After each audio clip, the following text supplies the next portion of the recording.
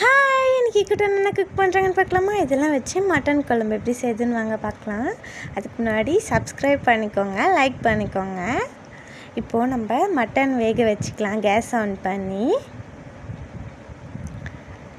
அது ஒரு 4 to 5 whistle வரட்டும். இப்போ இந்த மாதிரி ஒரு கடாய் வச்சு ஒரு 3 to 5 tablespoon oil add பண்ணிக்கலாம்.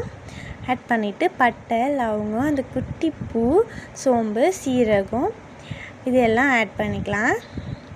ஆட் பண்ணிவிட்டு இப்போ அது கூட ஒரு சில்லி ஆட் பண்ணிவிட்டு இப்போ நம்ம ஆனியன் ஆட் பண்ணி ஃப்ரை பண்ணிக்கலாம். இப்போது டொமேட்டோவும் காஞ்ச மிளகாவும் நல்லா பேஸ்ட்டாக அரைச்சி எடுத்துக்கலாம்.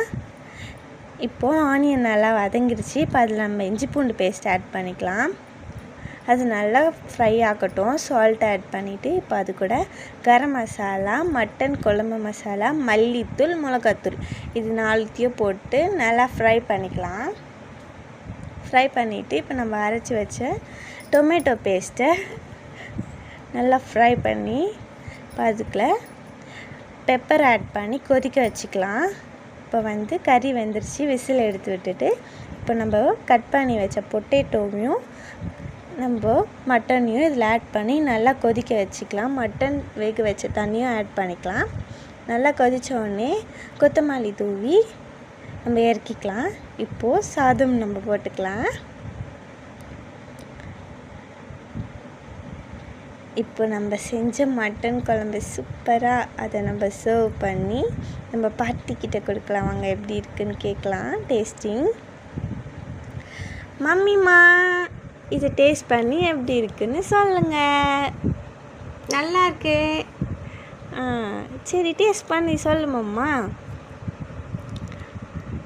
கீழே வச்சுக்கோ.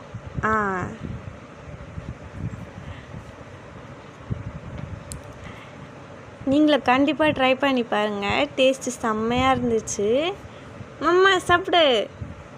சாப்பிட்றேன். எப்படி இருக்குது மம்மிம்மா? டேஸ்ட்டாக இருக்குதும்மா, சுவையாக இருக்குது. சரி, இப்போ வாங்க நம்ம சாப்பிட்டு பார்க்கலாம். எனக்கு மட்டனே அவ்வளோ பிடிக்காது. உங்களுக்காண்டி தான் நான் ட்ரை பண்ணுறேன். நீங்களும் கண்டிப்பாக ட்ரை பண்ணி சாப்பிட்டு பாருங்கள். டேஸ்ட்டு சூப்பராக இருந்துச்சு.